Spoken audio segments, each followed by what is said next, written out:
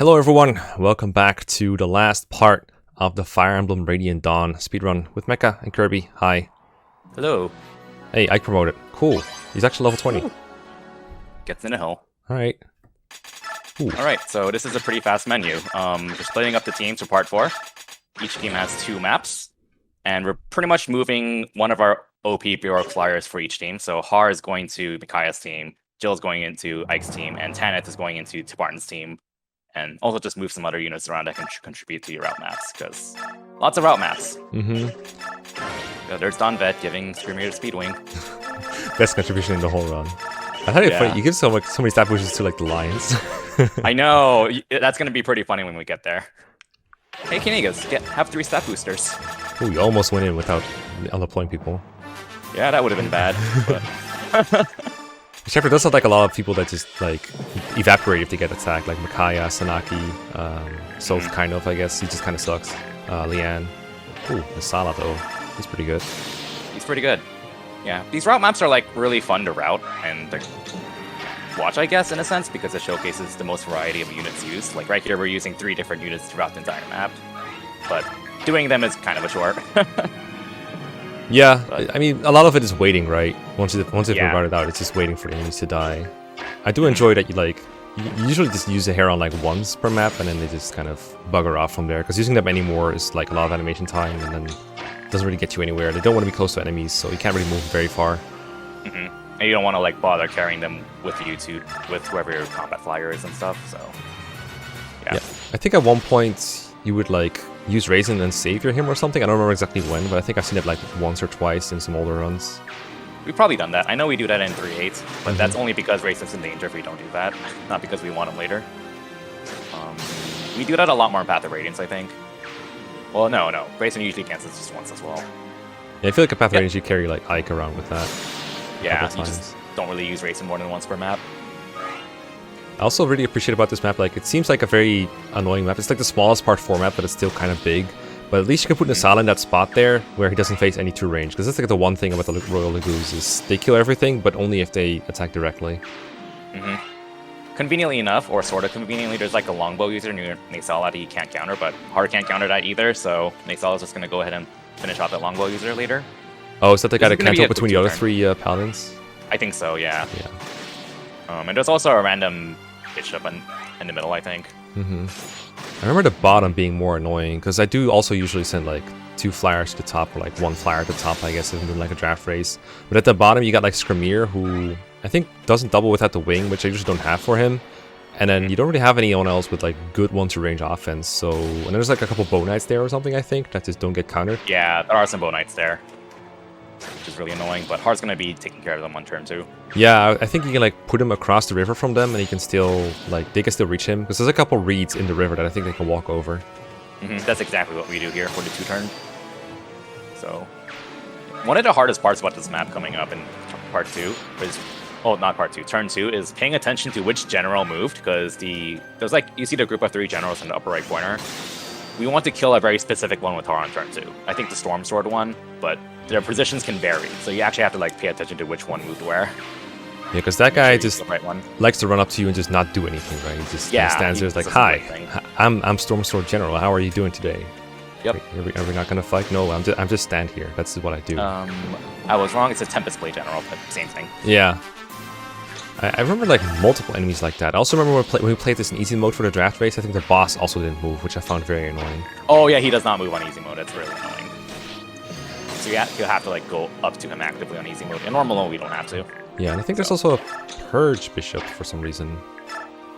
But it might not be Purge, actually. I just kind of remember like a Bishop just not attacking me for some reason, or like having to go out of my way to find him. Maybe it just doesn't move, I don't know. It might be like a Bishop that's supposed to have Purge at the upper middle area in easy mode. I don't remember, but... Yep, good boss quote, die. I do like the part 4 bosses. Yeah, they're pretty funny. Empty level up reset. Was that level 20? Yeah, he's level 20. Alright, no experience bar, sweet. Yeah. I mean, does that mean you don't have to mash A anymore? We still have to mash. Oh, for the targeting thing, right? Mash through. Yeah. But, sad. But we don't have to mash through the experience bar, which is nice. XP bar is just... Can't you hold You have to hold A or something to skip that? You want to hold A to skip the white cursor selection. So like every time an enemy selects you, there's usually like a white cursor around the target. Mm-hmm. And that takes like a second. If you hold A, you buffer skipping that on the first possible frame. Mm-hmm. So you should never see that in an optimal speedrun because you just have to hold A. Mm-hmm. And I think you can skip the experience by mashing X or B, I think. It's been so long, and honestly, when I use a controller, I mess up the inputs completely because I'm used to it the wrong way. So I couldn't tell you what the X button is and what the Y button is sometimes. Oh, yeah. I mix them up all the time. Yeah, I don't blame you. We did explain fast camera last episode, right? We did explain the fast camera last episode, Okay, but good. in case you missed it, every time we want to end turn, we want to be moving the cursor quickly, and that kind of makes the camera move more quickly between every movement, Yeah. which saves a lot of time in the long run. Especially in route maps like this. Also, hi South by South. Who? He's actually going to be useful a little bit in the desert map. I can see that. I mean, in casual play, you want him to find some items. Yeah. I take it you... do you even get to the Goose Gem? I'm trying to think of what you would even get with him. We don't bother with the Lulu's Gem, so it contributes to combat. Yeah, that's what I thought. Like some kind of stray enemy somewhere. Like Yeah. you always have to do scuffed things. Like have one enemy get ganged upon by like Sanaki plus Soth or Mikai or something like that. Mm-hmm. We're getting Jill maxed out or not? Okay. Yeah, Jill needs to cap strength. Oh, We don't have enough X to cap out completely. that's Well, fun. we do, but we want to save some for Savant's team. Yeah, it's not in the budget. Yeah, because we actually have limited Dex in normal mode. That's supposed to be easy. Oh, are you filling up Jill's inventory on purpose, like just to say something? Because she had an yes. Olivia grass. Yes, we want to fill it Like, up. ooh, interesting. What else do you get? A wing? I'm trying to remember. I think he got a robe and a talisman. Oh, okay. Yeah, the talisman's from part 2. I think it was a base conversation. Yeah, And Lucia the has one, I Serpro, think. don't remember where we got that from, but Mm-hmm. Fog of War. Woo. Yeah, I remember Janaf going here with a torch to light up the place. I think he still does that in normal. Yeah. Okay, that's always my favorite because like Janaf, just like GBA Thieves, just like advanced vision in Fog of War, but then the torch advances it further, so you can see like 15,000 tiles ahead. This map's actually pretty interesting, honestly. Like, it's one of my... Honestly, I like all of the route maps just from a strategic standpoint. Mm-hmm.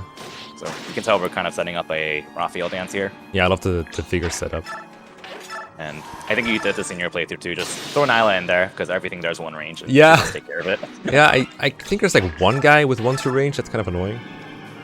But then Maybe. like Nyla has like a million free player faces to clean him up at some points. But I think if you do something slightly wrong about your positioning in this map, you can just lose like 8 turns or something just trying to find that enemy that you missed, which I really hate. Yeah.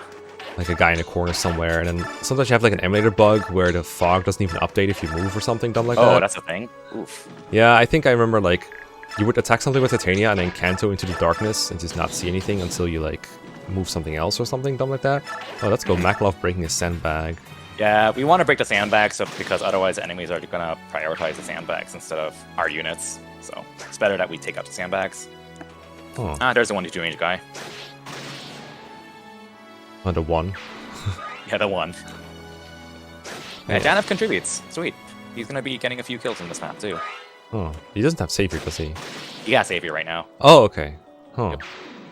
Didn't see him Just getting to that. make sure that he can pick up Raphael and keep him safe. Yeah, I was gonna be like, alright, I wonder if he doubles with Raphael. Like, I know it's normal mode, but half speed is pretty harsh. That's like Unsure Janaf right there. Yeah, we did a lot of skill management in this base because we want to do as much preps in one go as possible.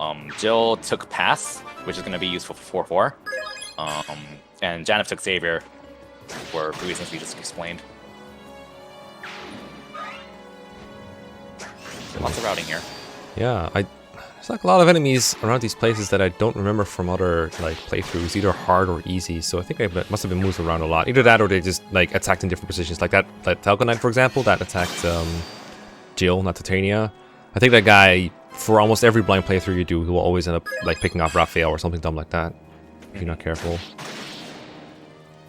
I like how this map's like structured a bit like a defend map. Like it makes you feel like you should defend the campfire or something, or like defend Enna, but it really is like there's no reason to defend anything in the center as long as like there's nothing vulnerable in there. Like you don't lose if someone reaches the campfire. You just spread out and kill everything. And then you get some units that kind of just warp in the middle.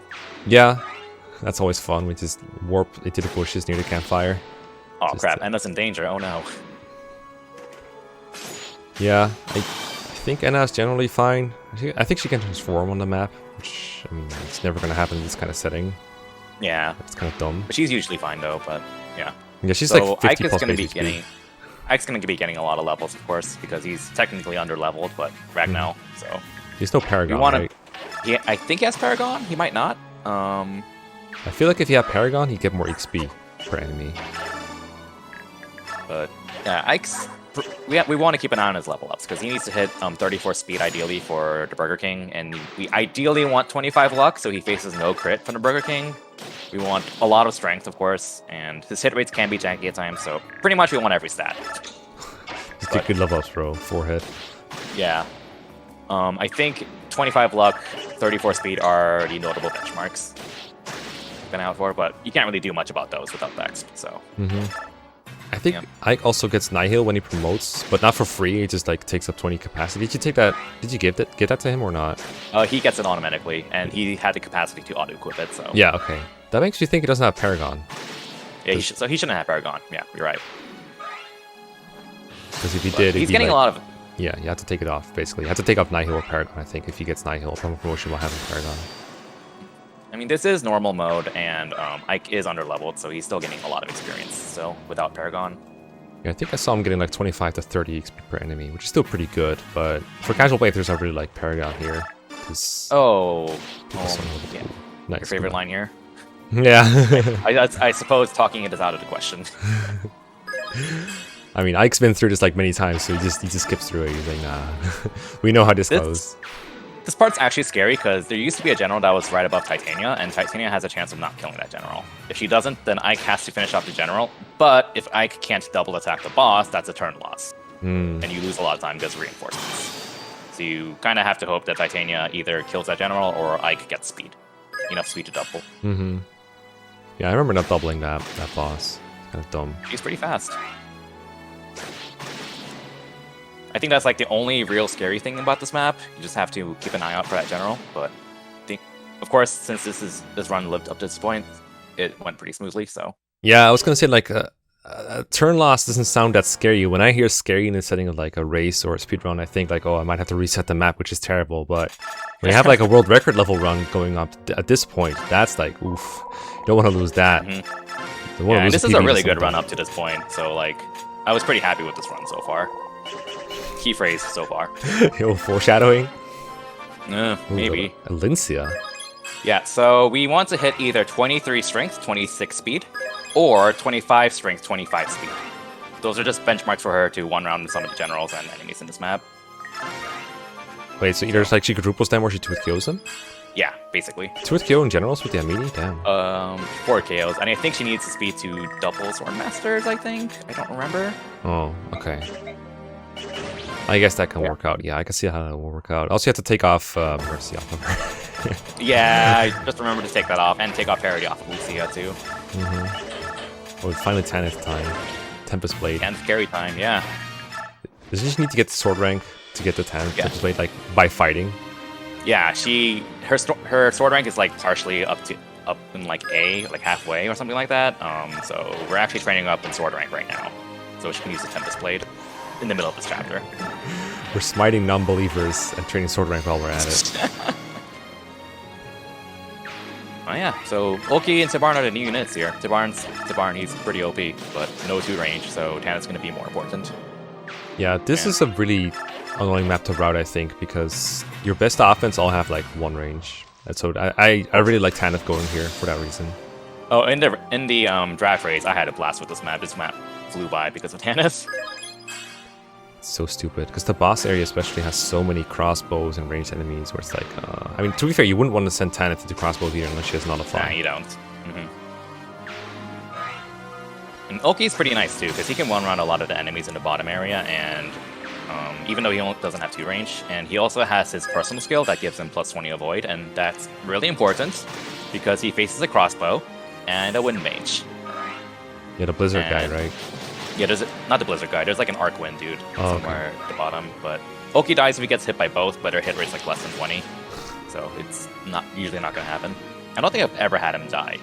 So. But every time you play the map with a world record pace run, it goes through your head, right? It's like he goes through my head. I'm like, please don't get it. Please don't get hit. Because I know it's possible. Yeah. Because like 20 displayed is like 10% real probably, so it's like 1% chance to just die. Kind of, yeah. But I'm guessing Tanith's like swords have to be like somewhat carefully managed because you don't have infinite like one-to-range swords to play with. Nice coin. Yeah, nice coin. Is that a fine or just droppable? I think it was a droppable. Okay, good. Yeah, that would suck. He's just got 2 coins. I mean, do you forge anymore anyway? Does it matter? I think we're done with forging. The Tanith's silver sword is the last thing we forged, which we forged hit on the friend game actually.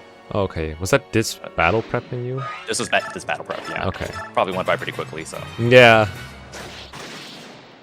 So Tanith should be able to use the Tempest Blade in this turn, because we need the Tempest Blade to one-round KO the generals, if she has enough strength. If she doesn't, then, well, time lost. Is there a thing, like... Is she already using it right now? She should be using the Storm Sword right now. Yeah, so it's gonna break at some point, right? I don't think it breaks, but we want to swap to the Tempest Blade anyways, because of the power. I was gonna say, because like... I don't think she's facing generals this turn, so... No. Yeah, okay, so she needs to use it next turn then, okay. She should reach it this turn, is basically what you're saying, right? She'll reach the rank this turn and then use the Tempest Blade on the upcoming turn. Yeah. There we go, there we have it. There we go, yep. Nice. Because that... So one of the funny... Oh, go ahead. I was gonna say, it's pretty annoying to like manage weapon uses in a setting where someone can just stun or crit and mess up the math for it. Like if if you're trying to break it like mid-enemy phase, that'd be like super hard to like You have no idea how obnoxious it is to route that. It's like, oh, well, I want to route out how many hand axes this takes to make sure I don't run out, but my numbers might be off because Titania just got a soul in here instead. So I need to assume the worst case scenario and count that and so on. Yeah. I mean, if that's for hand axes, the things that like, if you want to get more, you can probably get more. It just costs a bit of time, especially if you're forging. If you're just buying them, it's probably fine. But for like the Storm Sword and Tempest Blade, they're pretty much unique. I think there's like 1 or 2 of each in the whole game. So you can't really like make up for mistakes with that. But thankfully, you don't have to actually manage that. You were going to say something else, I think. Yeah, one of the nice things about Tanith is, hilariously enough, her biorhythm. Because her biorhythm curve is like best for like 10 turns, and then like worst for the next 10 turns. Meaning she basically has plus 10 hit, avoid, and plus 10 skill proc rate this entire map for free. Nice. I think it was the crossbow guy you talked about for Elki. Oh yeah. But it's just really nice for her because also in addition to Tibarn's Authority Stars, which is why her Tempest Blade accuracy is actually pretty good. Biorhythm and Authority Stars make up for Tempest Blade's crappy hit. So really nice. That is nice. So does it just have best whenever it matters for this whole run? Because there's like not many turns. Oh, that's nice. She might be like on normal or good on the first or two turns or something, but those turns are irrelevant for her. So. Yeah, I was gonna say because the, I mean, at some point, like what goes up has to come down, right? So she'd probably be in worse for the next 10 turns or whatever. Yeah, but I'm not sure if she's gonna even hit worse than this speedrun, honestly. But yeah. I mean, does she do anything in like Endgame? She will be in for E1. Okay, but that's it. And a very minor role at Endgame. Okay. Because like I was gonna say like if you would have to like if you're at worst while you have to hit auras or something, that sounds really bad. Yeah, that would suck. Mike. Fun fact: this map is actually more dangerous on easy difficulty than normal because I think on easy difficulty there are some two crossbow users at the bottom left corner of the map near the generals. And Tibarn faces 3 crossbow hits in easy mode. He can take 1 hit, but if he gets hit by 2, then the run's over. But that's not the case in normal mode. The crossbow users are like on the left side, I think. Actually, no, there aren't any at all. Yeah, there's like 1 at the bottom. They're differently placed in such a way that this chapter is more reliable on normal difficulty. So yeah, that's why I think this map is so like deceptively difficult for these kind of runs, like speed runs and stuff, because you might think, well, I have to bar in this, right? I can just do everything with him. But then you get to the bottom area, and it's like, okay, if I want him to like maximize his enemy phase against these non-mobile enemies, I have to put him in the middle of like 3 crossbows and Veltome or something. Yeah, pretty scary. What's up with the Olyncia move? She's moved like 2 tiles, did nothing. To be in range of a general, I think. Oh, she has to kill the one near Tibarn, and then Tibarn goes elsewhere. Gotcha. Because this like formation is kind of annoying. Like, it's kind of placed in such a way you can't like enemy phase everything there, no matter what you do, unless you're like right in the middle of it with the 1-2 range weapon or something. Which is kind of what Tanith did. So. Yeah, kind of. I mean, she's avoiding the crossbow, I think. I think Tibarn's gonna just face the crossbow user based on, and I think there's like a 1.5 chance that he dies because he has to get hits and not activate the vice, and the crossbow has to crit him, which is like less than 10% chance. Yeah. Also, and you could just Tibarn has to not care as well. Yeah. So I have had him die here before in actual runs, so kind of sucks. I'm always really scared of that, but yeah. I mean, honestly, if the game wants to do that to me, they can have it. Let's go, Lucia. Yeah, surprisingly useful for this one guy. I feel like she's kind of decent, honestly. Like, if you want to just use her as a filler unit. I just crowned her really quickly in the draft race, and she put in quite a bit of work. Yeah. That area for Lucia is like kind of annoying, I think, because I usually have like Raisin and I'm like, I don't know, Renolf and Lucia there or something. And if you don't if you don't route the map within like these turns, you get more and more reinforcements there, and they're all like really annoying because your best units are not there, they're elsewhere because all the other enemies are so spread out. Ooh, Nisala. Yeah, Nisala can't actually one out the Wyvern Lords in this map at base, so we want to put a strength on him. Okay. He usually gets it, I assume, because his growth is so He usually gets it. If he doesn't get it, it's not the end of the world, it's just minor time loss. So. Oh, you wouldn't like backspam again to get the level up? I would backspam like 2 or 3 levels, but you don't want to do more than that because Vex is limited. Yeah. Okay, that's interesting. Relatively limited. It's not hard mode Vex, but yeah, you can't just go willy-nilly with it in normal. Okay, I take it these guys don't get double by Screamier without the Speedwing either. Yeah, Screamier needs the Speedwing to double the Warriors in this map. He still can't double the Swordmasters if he hasn't pocket more speed, I think. But he one-shots them anyways, usually, so it's whatever. Yeah. I'm assuming he has to move, like, far away after every turn, so he can't just stick around to finish off an enemy that he started. Usually, yeah. We want Screamier to kind of go all the way east. And we're doing a little bit of rescuing just to avoid some, like, extra silence animations and moving some units away from the annoying jerk with L Silence. Isn't L Silence, like, capable of the whole map? Like, just hit someone 30 tiles. Oh, 30 down. Yep. So you can actually move out of range down. You can move out of range. Sleep is not really worth worrying about, so we just let our units get with the sleep. Yeah, because I don't think they're going to wake up before the map ends anyway. Nah, not really. That's the whole thing. It's the animation that costs time, but it's not worth, like, moving all your units out of range or whatever. I remember I would have, like, Micaiah and Laura on this map and just equip Restore so that if they get hit by something like Silence, they just instantly restore themselves and they can cure all the units if needed too. Oh yeah, this corner's great for Nisala because he's like one of the only units that can double Swordmasters, and they have one range, so he wants to face them anyway. Nisala can die in this map. I know. Yeah. I know. Been there, it's done happened that. in speedruns too. Which is why I think we actually used the Elixir on him in a few turns. I was gonna say he joins with one of those. That sounds like awfully convenient. It is really convenient because I think there's a warrior south of him that has a killer axe and he has crit him, of course. Oh. So, yep, he survives a crit, just not if he's not full on HP.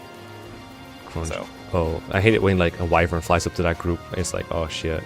Yeah, Sonic-Y's nice because she can use pretty much any offensive tome that's not dark, and she has a Forged Thunder tome that we gave to Ileana all the way back in part 1. Oh, the part 1 for all the way back in part 1. Is it one shot? Oh, is it Sylph time? It's close. It's close to one shot. Or it is a one shot. Okay. Oh, nice. All right. No more need for Sylph, I guess. Or not. Okay. Still going with Sylph, I see. Yeah. We just don't have the resources to take out the warriors with an OP unit, so Sylph and Sonic are gonna kind of tag team on them.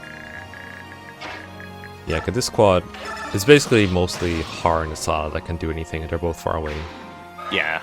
I like that one I like that one stupid group with like 4 crossbow warriors. It's like we really don't want any like flyers here that are not wyverns. But we got Har, so it's okay. Well, it actually flies back to get figured. That is interesting. This goes for a completely different group. Yeah, there's a bunch of archers like in the upper right corner, so we want him to handle that. But he's going to be out of range of that one warrior, so that's going to be Sylph and Sonic-Y's job. Yeah, it's funny how like the enemies having low move is actually like a negative for you, because if they had more move, it will make it faster sometimes. Right, so it's it's a lot harder to try to expose a unit to as many enemies as possible because they have bad move. So it doesn't double warriors. So fell off, guys. He really did fall off, but he's still useful-ish. I've had people telling me that like I just didn't use Sylph enough because he's not good in that like, later on. I'm like, I feel like no matter how much you use Soth in the whole game, he's just not going to be good in part 4. I just don't think there's a way. He could be good in kind of good in this map if you like really did invest in him. I just feel like his promotion is just too late, and it's like, why bother? Yeah, that's what I'm saying. He's like, if you I feel promoted like in part 3 or 4P, then he would be a lot more usable. I feel like. Yeah, but with the game as is, like I feel like I hit his caps in part 3 like every time with like, especially with regards to important stats like strength and speed.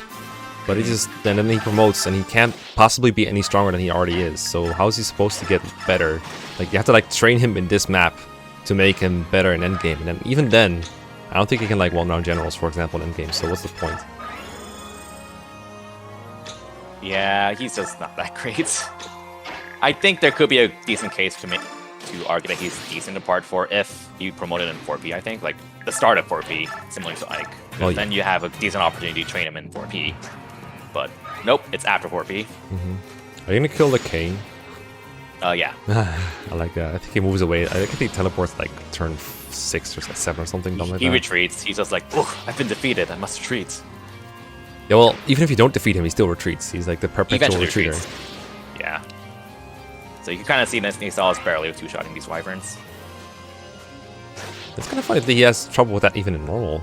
I feel like his strength is usually like pretty good at least. Well, I guess mine was pretty damn good, but wyverns are strong even in normals. Yeah. I think I remember Vika had to like get a certain number of like adepts or terrorists within the sala. Oh, he just wasn't cooperating. And then reached like double S anyway for endgame generals. Because, you know, speedrunning is pain, apparently. Oh, you can like enemy phase Lacane, right? Because you just 10x to him. I don't think you do. Oh, you're just gonna get to range by him then? I don't think he attacks at all. I could be remembering. Oh, I think he doesn't have any stabs, you're right. He doesn't have any tomes, he just has a bunch of stabs. Right. Yeah. Sanaki Magic weapon phase. triangle. Magic weapon triangle being relevant. Is it relevant? Yeah, right there. So she has 100 hit. Oh, for accuracy reasons. Cymbeline. Okay, gotcha. Alright, time for Har to face the crossbow brigade. There's like a chance that one unit just kind of sneaks past Har.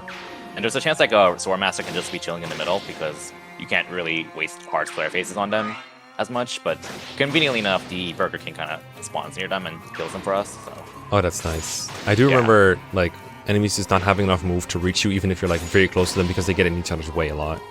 Yeah, it gets pretty annoying. The positioning here is really particular to avoid that. Yeah, because the movement order can just screw you up like that. Because enemies, they can't wait their turn. They're like, it's my turn to move. I can't reach anything. I'm just going to stand here and do nothing then. There's so many like enemies that just don't do anything in this map. Just have to be player phased. It's so annoying. There's Kane. Goodbye, Lacane. Goodbye. Fun. So do you do the thing where like there's no one in range to purge, so he has to range you? What's his face? Numida? Okay, yeah, I like that. So Screamer and Nisal have to be out of range, so we two-shot attacks into range. And yeah, Har can die here. Yeah, also you whiff the general KO, so I think like I guess physic, I think, sometimes? I think so. I know Screamer is around to be able to finish off a unit if we need to, so it's not too big of a deal. Well, I was more like having issues with like having to see the physic animation, having to attack that guy again. It's generally annoying. I think there's like one other bishop on the map that could physic, but I don't know if he has physic. I just remember that happening a couple times in part 4. Feels like there's always like someone around to heal if there's a weakened enemy. I think this isn't a super turn sensitive map. Like losing a turn because that general didn't die is fine. It's just we can't lose another turn after that. Because of reinforcements. Yeah, like it's not expected for me to finish on this turn because Har doesn't double Swordmasters. Goodbye. I mean, if he gets like stun, then you can route this turn, right? I think no, wait, never mind, because the bishop wouldn't be dead. Never mind, he wouldn't be. Because that guy Screamer, you're killed, like, he can never be dead. Even if you, like, get, like, super lucky with everything else. Dude, Har is, like, dying right here. Calm down. Yeah, it's kind of scary. Wait, can you just check what he had? I think I was just, like, kind of looking at their HP values or something. I don't remember why I was taking my time there. I might have just been a little scared. I mean, you know he doesn't have a Wormslayer, because if he did, Har would already be dead. Yeah. Oh, it's been fun having Savior Janaf. Oh, Savior Nyla. Savior Nyla. I suspect Raphael's gonna get saviored, but I never know. He will. So here, Ike needs to hit 36 strength, 33 speed. And then if we have Bex remaining, we level up Titania to 30 speed if she has not hit 30 speed. And then with that, we want to cap out Joe to level 20 with whatever we have left. But yeah, Titania's already at 30 speed, so we don't have to level her up. Oh, time save, I guess. Yep, it's kind of nice. She usually hits it, so it's not really a big deal. And then you're basically out of Bex, I assume. Yeah, pretty much. We just dumped it all on Jill to try to cap her out. I mean, the game doesn't let you, like, overkill dump Bex, right? Like, once you get to 20, it stops there. You have a lot for endgame, so yeah. Oh, you might like this strat. I'll let you just watch it. Okay. Oh, it's, I'm assuming it's rescue time with Reese. I have talked about that the rescue and something else. Ooh, Shinon. Is that a crossbow? That's a crossbow. A car we got from the bridge map. Oh, that one. RNG And Titanic can't double these. Titanic can't double these. Yeah, they're fast. I think Ike is like the strongest, fastest enemies in all of the part 4 maps. In this chapter at least. The enemies are like so overleveled here. They're really strong in this map, so it's pretty scary. I like doing like misc things with like Vika and Tormod and Warren. Like they're kind of bad at combat, but there's always something they can do if you look out for it. This map's probably like one of my favorite maps to speedrun. It's really complicated, but also just kind of cool, honestly. Yeah, it's very but rewarding. Also really scary. Very scary. Oh, I like that. Cleaning out the enemies so everybody can just stand there safely. I mean, actually, does he stay there? Because this is like a very tight map for people like Raphael and Reese, because if you put them in the wrong spot, they're just dead. And there's a lot of wrong spots. Be careful with them. Good thing you gotta leave your grass, Jill. With pure water, because Jill has a, I believe with Captorez, Jill has a 10% chance of getting put to sleep. Maybe 15, depending on the Bishop's magic stat, if it's random. So yeah, 10% chance of the run to die here. Yeah, sleep is like GG, right? Yeah, sleep is GG. There's no coming back from it. You can battle save, but if you had to reload the battle save, it's like that's already like a 40-second time loss, so there's no point in it if you're trying to go for like a top time. No, you failed to one round as general. I'm assuming that's okay. I'm assuming you can like fine. Meteor him or something. It's fine. I think Ike's nearby. Or Nyla. Yeah. I actually think Ike is like, might be an unpopular opinion or whatever, but I think Ike is better on this map than Nyla. Because there's like a lot of 1-2 range enemies that Nyla just does 0 damage against, so that's bad. And again, Nyla has like her really nice niche, especially with the generals in the upper left area, but I do think Ike's kind of more valuable on this map. I mean, obviously, like, you need both to get a very quick clear, because they're both so powerful. They're both really good. Nyla does have, like, more move, and, like, she reaches that Oliver room more quickly and all that stuff. There's, like, that one room with all the mages in the upper area that you can't really do much with Nyla, so... Yeah. I mean, if it's, like, a room, at least you can put her in the entrance, and then, sure, one mage will not get countered, but everyone else will, depending on positioning, of course. Ooh, or she has to go back for that guy. Couldn't she not clean that up? I think it's because I wanted to avoid a level up on Shinon. I was checking his experience, I think. Oh, I guess. Is Titania gonna cap out no matter what? No, she's not gonna cap out. I'd rather the level up go to her, I think. Oh, okay, that makes sense. Oh, that's a very big rescue you got there. I mean, it's no bridge map bishop that just rescues someone to the same tile, but... Yeah, no, it's not a bridge map bishop. So yeah, pure watering to avoid sleep. This man runs up to you and drinks a pure water. What do you do? Oh, that's a good use of pass. I like that. Use pure water to get +1 res. Worth. Animation. It's so worth, because every point of res reduces the sleep chance by 5%, I think. That's how it is in GBA. I'm assuming it's the same here. It's the same thing in the Kelly's games. And each tile of distance is -2%. And sleep chance is 1 RN. So like 10 hit is actually 10 hit. What was that trade? It's like, hey Riz, I want your items. Actually, I don't want your items. I'm going to be doing a convoy warp to send a rescue staff to convoy, so that's kind of just set up for that. Yeah, but I think you gave Reese back his weapons, right?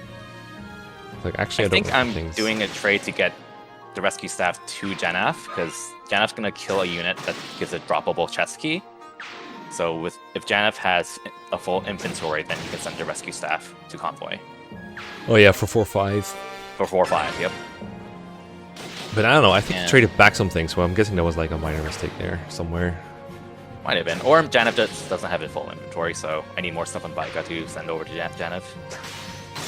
There was a convoy warp I just did with Jill, actually, because we don't want Jill's hand axe to break in the middle of combat. That's really bad. So grabbing the Tempest Blade with a full inventory was a nice excuse to swap to a fresh forged hand axe to make sure that she doesn't partially kill someone but not kill them. That was routed in, right? It's not just improv. Yeah, that was routed in. Yeah. Specifically routed in to avoid that. I love doing that, but then what I hate it is like your convoy gets clogged up with 9 use hand axes, and you have to wait through them to find the fresh ones, and I really hate that to the point where like what I started doing in some draft races is actually selling instead of dumping in convoy, or at one point just taking like one character on the bench and just having them withdraw like 5 3-use hand axes just to get them out of the way. Yeah, that gets pretty annoying. Although that doesn't help you if you use the list command that lists all of the existing weapons from the convoy and the characters. But yeah, it gets annoying. I kind of don't want to see how many used hand axes I have in convoy from this file. Yes. It's probably going to be like 30 lying around. Probably about right. In Sun God's Wrath, the list command just lists items that are in, I think, just on other characters, not in the convoy. So if you're looking for an item but you don't know where it is, it's actually very unhelpful. I think it was like changed in a recent patch, and it's really annoying me right now. Oh, that does sound a little annoying.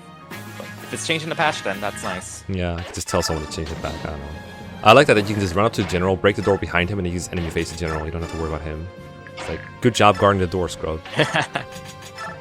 Ooh, we're taking out the Sleep Bishop immediately, because yeah, no. Yeah, I think some of these bishops can also have like L light, so they can just suicide into you, and generals can just die on enemy phase. Yeah, some of them only heal, some of them do attack you, so yep. I mean, obviously the sleep guy doesn't attack you, so like even if it wasn't super dangerous, you'd still take him out probably. We got Raphael out, and totally not in danger. Yeah, I was gonna say like all these guys just don't move; they just stand there. Probably just the idea is probably just to make the map take longer so you face more reinforcements. I think that's what they did with that. Or maybe like to pretend that there's like a real wall in front of Oliver, maybe. Did you? The pass that Jill has is the one that Nyla used to have, right? Yeah, it's the same one, I think. Yeah. I was gonna say, I usually have pass on Nyla still by this point, because it's actually not bad here either, but obviously Jill needed it for this strat. But I mean, she does... I guess she can get inside with like a Vigor. Or just take out one of the front generals. I'm trying to think like what's gonna happen next turn. You usually just want to end up like... You want to have people like Nyla and Jill in the middle of a bunch of enemies. So you didn't kill that guy, what? Yeah, that's a little unfortunate, but it happens. She have the hammer right now? No, she used the hand axe. Yeah, I was gonna say. So she can kill the L-Light Priest. Oh yeah, I guess you have to. And you might as well just hope for a stun or crit on the general, which is nice. But if not, then oh well. That's not a risk-free try, right? Because if you fail, you get like a heal animation. But, you get a heal animation, yeah. Oh well, it is what it is. You get the Vigor anyway to redouble your turn. Oh, I almost ended turn there. Yo. Yeah, that would have been a little bad. That's not great. And as usual, we recruit Oliver, or rather, Oliver recruits himself, because recruiting Oliver is faster than killing him. It's the one reason he gets to live. Yep. That formation makes me think there's a way to kill all of them in this enemy phase, but I'm guessing there isn't, because otherwise you would have done it. I feel like there probably is a way, but we need another turn anyways for Ike to get to the upper right corner door, so... Okay. It doesn't really matter. That's true. He might save some screen scrolling, I don't know. Screen scrolling is like the least time-consuming thing in all of Radiant Dawn, especially Part 4, but there might be a way. Titania has a pretty real chance of dying in this map, because her bulk is, like, not fantastic at this point. So her base bulk is really good, but her growths kind of suck. It's like 20% defense, I think, so... But she has Soul, which helps. Yeah, I mean, you can't rely on Soul, but when you can proc like 1 out of 5 battles and save you, that's probably enough. Soul is really nice in Radiant Dawn, just because you're pretty much guaranteed to fully heal from it, as opposed to like other games where you only heal like 10 HP. My favorite is when you're like doubling someone with like 40 HP, and you hit like for 30, so the first hit, and then the second hit you get Soul. And you get like, and then you like only 10 HP. HP. Yeah, that feels bad. Sad face. This Jesky dude? Yeah, there's Jesky dude. Yep. Buy Rescue Staff. Rescue Staff. Have fun, Alencia. Oh my god, spoilers. Spoilers. Spoiler warning. So I think this is the last turn of the map. It should be. I think Titania is the only one left who has to face enemies. Better not miss that Swordmaster. Right corner. Oh yeah, Ike too. You're right. That should be it though. Pretty cool chapter, honestly, with the positioning for Nyla, Jill, the rescue staff uses, convoy warps, both for Jill and for Janet. So this is a really fun map to execute, honestly.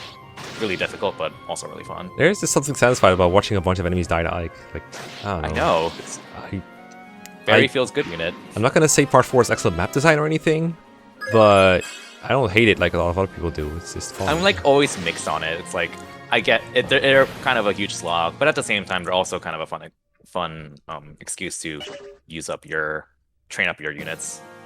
Let me put it this way: I wouldn't play it for 5 hours straight. Yeah, I wouldn't either. You know, lagging menu. Oh, by Paragon. By Paragon. Pass.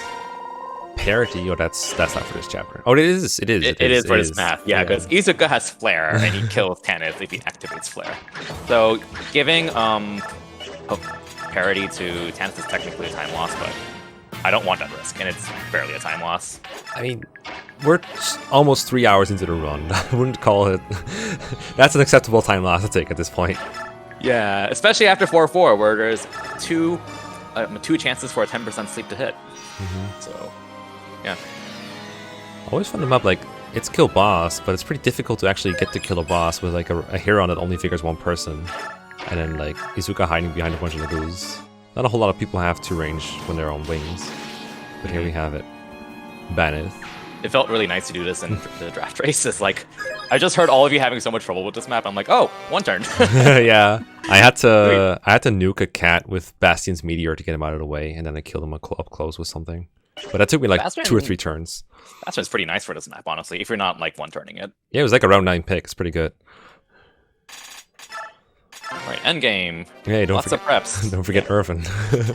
Getting to Irvin, doing a lot of preps. We're going to be giving Nullify to Tanith, actually, because she's going to face a lot of Wind Mages.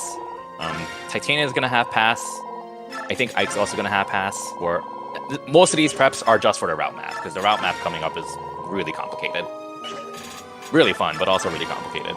Parity on Har so that he can kill the King without the cover tile, because cover tiles give plus 10 defense, because reasons. What else is there to go over? Well, Ike doesn't want my heal for the Black Knight, apparently, so there's that. We'll give it to him for the Black Knight. So, yeah. I mean, if you can, you will do preps for like other maps here, right? But you probably have to switch some stuff around for endgame. Yeah. So, this run's been going really well at this point. Oh. Like, minor time losses here and there, which is whatever in a run that's like 3 hours long. And like, I haven't lost like more than 10 seconds to anything bad. And nothing major has killed a run. No major time losses. But there is something in endgame that happened in this run that's pretty significant, unfortunately. So, I won't spoil it, but it happens in endgame. Oh god. Yeah, but overall, I'm still very happy with this run. So yeah, this is the super laggy prep menu, right? Yeah, this is really laggy. Ike needs 37 strength, 36 speed. Titania, no, not Titania. Tabar needs 20 strength. Oh, well, he's getting there.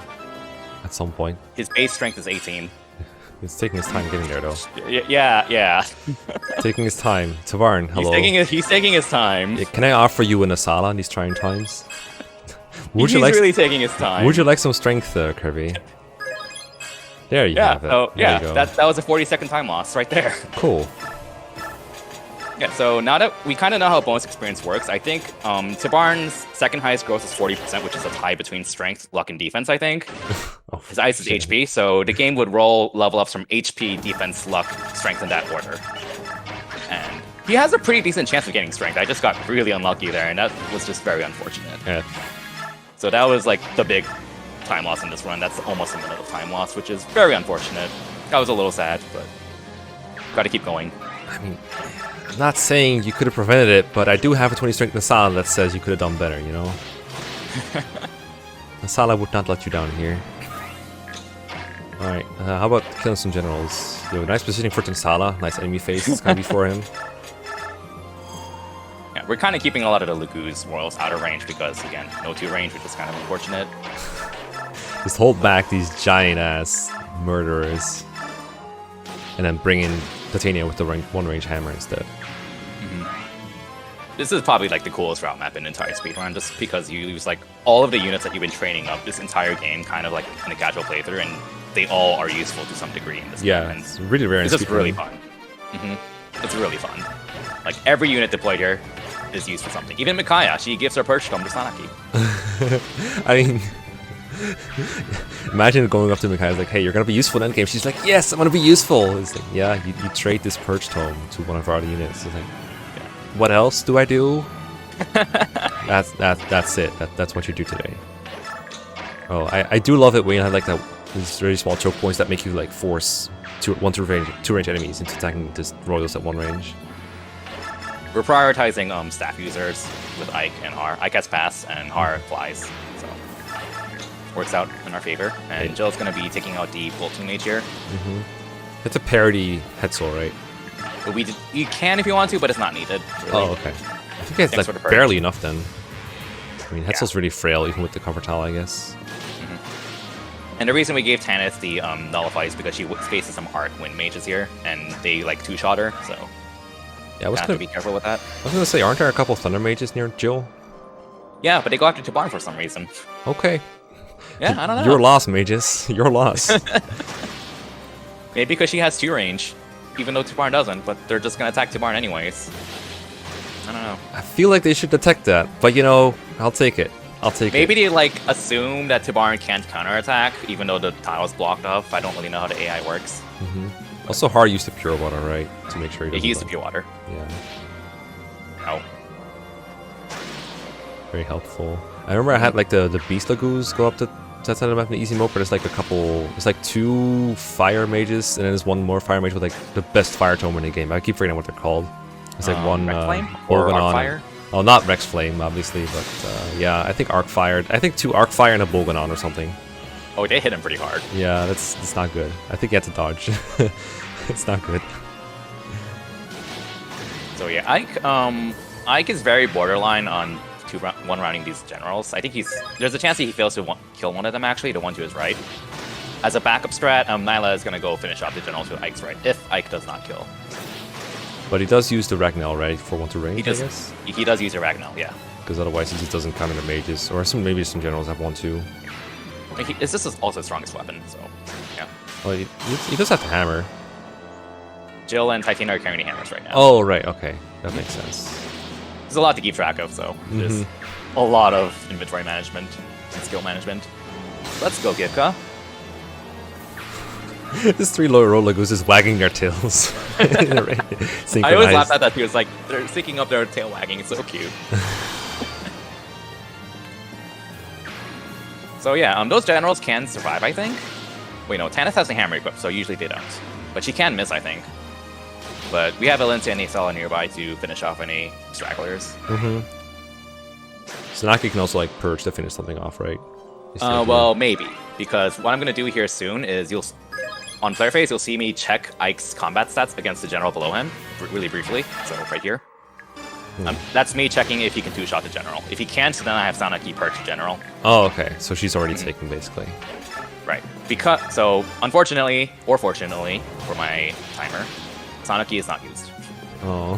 Which is sad, but oh well. Yeah, there's parity kicking in to kill Lacane. I wait for Micaiah just for fast X switching. It is kind of sad that you can't like put Har in the space where Lacane was, because he doesn't want to run with hand axes anyway. Yeah, he doesn't. So this is like I see 3 generals that are immobile on a route map, and I'm like, I want to go right between them. Just go right there, take them on enemy phase. And the game is like, no, you can't just no-brain this mecha. You have to actually play the game. I'm like, oh. So Titania, her hit rates are pretty decent. Yeah, she has to support with Har too. Oh, nice. I think. I forgot about that.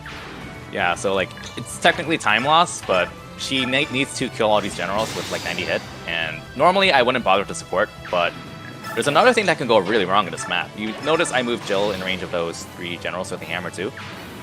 Jill, I think, is at worst biorhythm, and her hit skill stat is not fantastic either. She has like 80 hit on 2 of the generals, and then 70-ish on the sword general. And if she misses any of them, then that's over a 20-second time loss. Yikes. You get reinforcements right away? Yeah, you get reinforcements. 3 priests, I think. Oh, so you have to player phase all of them.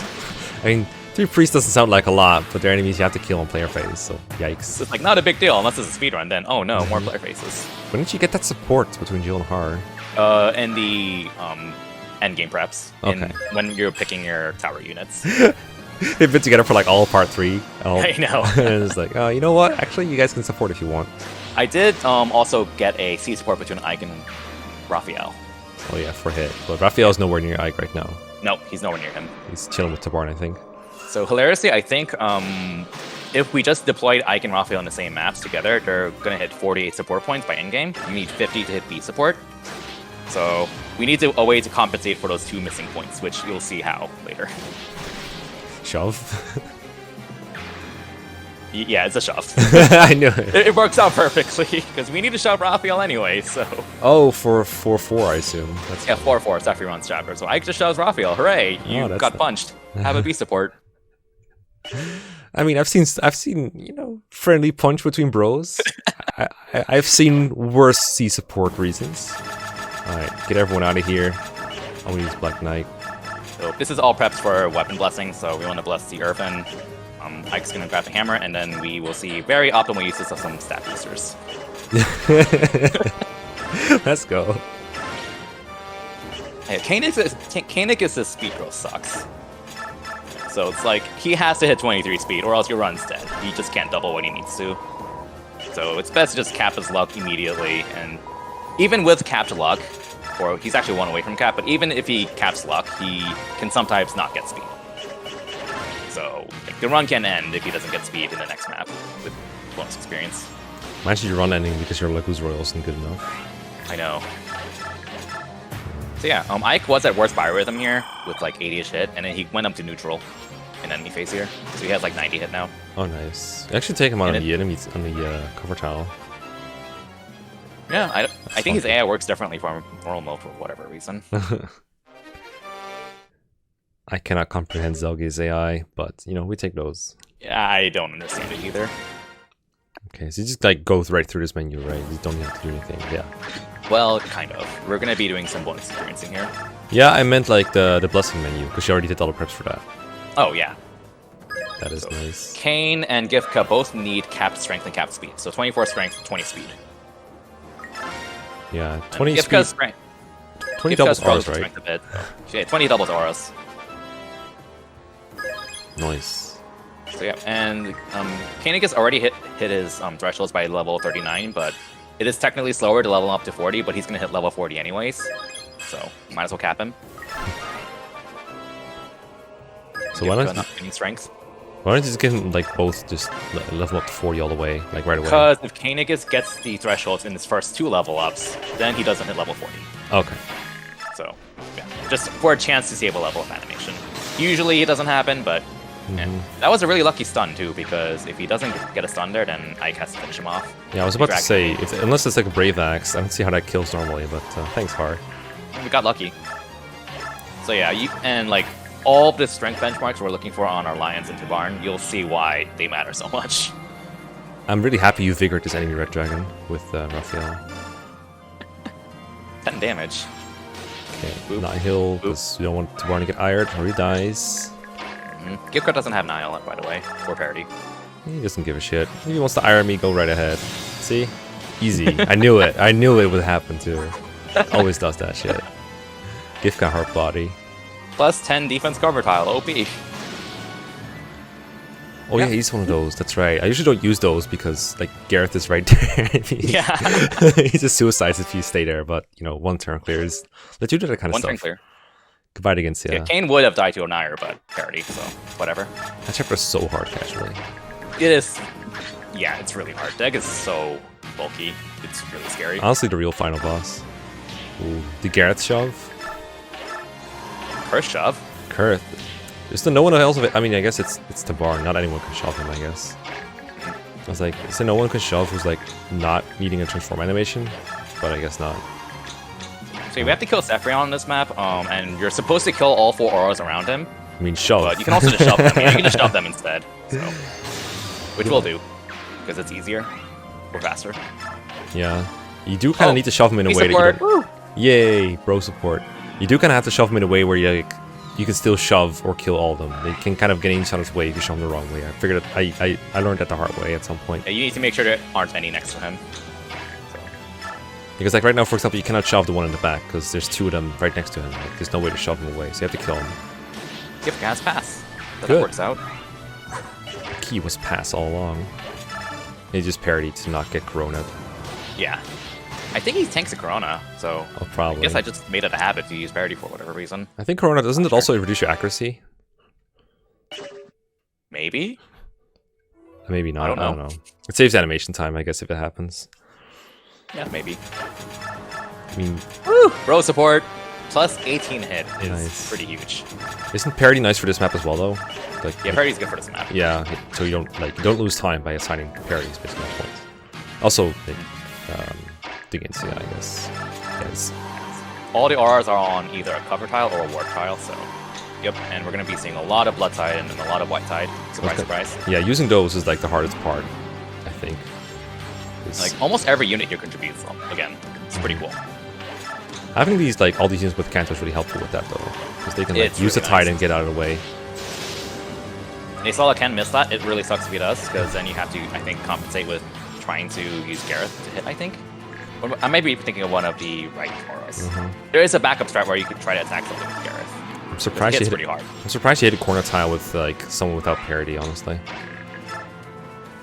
You only have so many options. And Yeah. we try to kill this aura, and we got a +5 hit support, and Titania misses anyway. Tina's really shitty against auras, I think, so it's probably Yeah, all she can do. she's not great for auras. Most of the people aren't.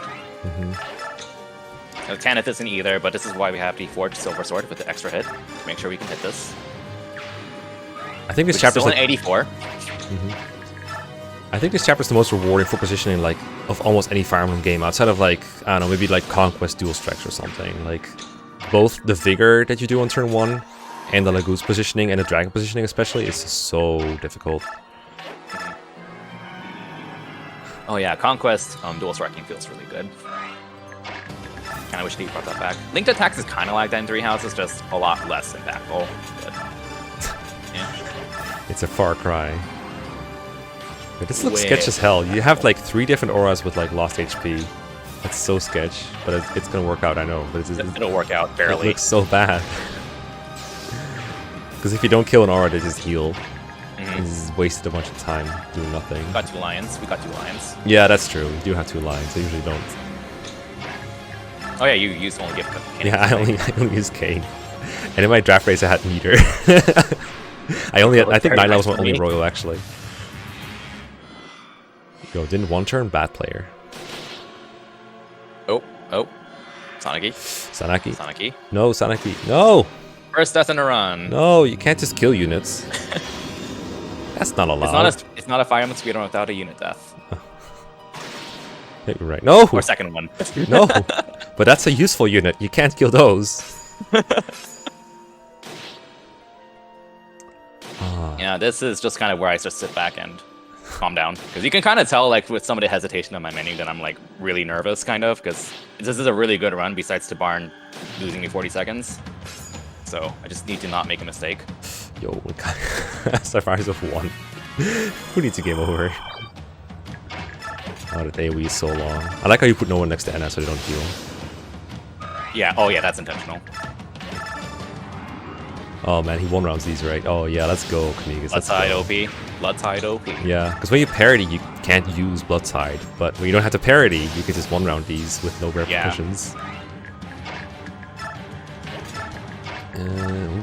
Seer's right. Oh, he's giving Ike He's the setting boost? up. He's setting up other units to weaken Ashera. Oh, okay. They need help to double? Oh, okay. He helps to double, yeah. So Hard can't double, but with the white side, he can.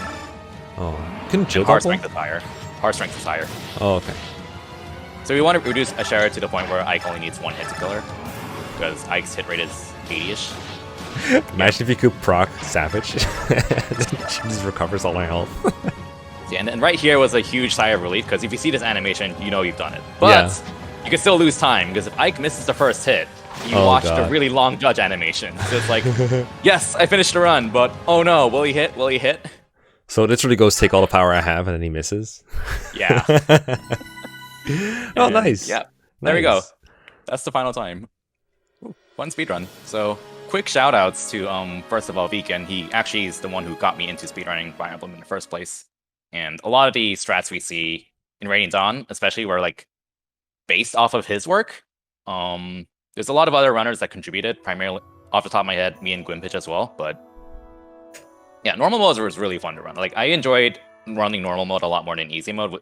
There's a lot more character variety, and even though it's longer and more dangerous, I feel like it's a lot more rewarding. But yeah, and shout out to Mecha for hosting me with this. We can watch the unit records because that's always fun.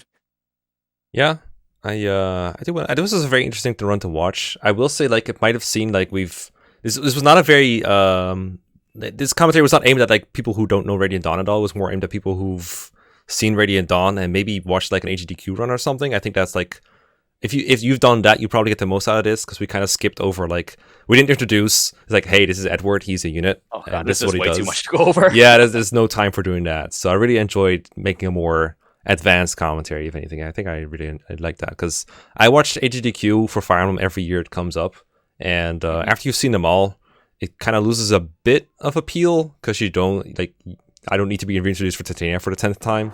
So that's why I really like doing this. And I also just like making free content, of course. No problem. Oh yeah, so turn counts and what we care more about are the times. So I think there's a map that took like 20 seconds. Probably. Let's see, Izuka one's pretty short. I don't know what other Izuku ones. one's pretty quick. Yeah. I think 3.5 is the one that's 3.5 is the fastest map. Oh yeah, that is a really fast one. There you go. 26 3.2 seconds. was also 26. 26 for Storm Clouds. Oh no, 21. 3.5. There we go. Oh, 21 seconds. World record, baby. Woo! That's really nice. You kind of tell just off the times which ones are route and which ones aren't. You can tell the objective by the time. Yeah. How helpful. Oh, there's 9 minutes. Mm-hmm. And 4, 5, 7, 8, 9 minutes. 44 seconds. Damn, 44 so slow. seconds. So slow. 6 27. minutes. 27 Damn. seconds. 1 minute. 1 minute. Exactly. 4 minutes. Unit records. That's what I want to see. Do those? They're always fun to watch. Mm-hmm. They're always fun to watch. Mm-hmm. I hope Mikaya's Paleo skill shows. No. Oh my god. Murder. Murder. Nope. Lots of garbage units except for the Herons. Well, I forgot Ranulf doesn't kill anything. Yeah, I mean, he doesn't. I guess he could one round things if he wanted to, but there's no reason to ever have him kill things because he doesn't need bubbling or anything. He just kind of moves around and does nothing. He seizes a map. He kills a map. Pretty much. He one-shots an objective. No kill for Oliver. Sad. No kill for Oliver. 1 kill for Mist. Mist killed more people than like kill. 7 other people combined. Let's go Donved. 1 kill. That's the kill you got from the Speedwing, I think. 439. Rolls Ballista. I think that was no, that was a kill in 4-1, I think. Dude, not using Mia or Nolan? Cringe. I think Gatry is like one of the higher units. He gets a lot of kills in 3p31. Gifka is like so important for endgame. It's like 4 or 5 kills. He gets 7 kills. Give him like 3 stat boosters. Like he got 6. He got 6 stats from stat boosters, and he got 7 kills out of it. That's worth. Very worth. They were. Gatry has more kills than Alliance. Gatry contributed more. Confirmed. It's not bad. Skirmir got more kills than Alliance combined. New He King. actually did. Long live the New King. To But bomb the Joffrey, Salah. Kenneth, number 6. Almost made it to top 5. Almost. I mean, these are going to be the same top 5 every time you play, right? Usually. Every time you speedrun. Not entirely, actually, but usually similar. So yeah, whenever like I stream speedruns, people are like, "Whoa, South is number 5? Holy crap!" And then, yeah, he got a lot of kills in part 1. Yeah, I mean, carried it's 2 really hours hard. ago at this point, but yeah, he did. It's all the way back in part 1. And then I can forward. So sometimes South and I can actually swap. You can kind of tell their kill counts are really close. So yeah, sometimes South will be like. The top 3 should come as no surprise to anyone. Titania, and I'm gonna predict some dragons up in here, some wyverns. Question is, Jill second. I knew it. Even though Har was trying to be stealthy in part 3, sometimes he still kills too many people. R2 OP. Damn, this really is a Radiant Har game. Haha. Radiant Har. Well, GG. That's GG. Radiant Dawn normal difficulty in 3 hours and 10. All right, hard mode 1. Oh god. Someone will do it eventually. Yes, someone will want the pain. But until then, we will see you next time. Peace around. See you around.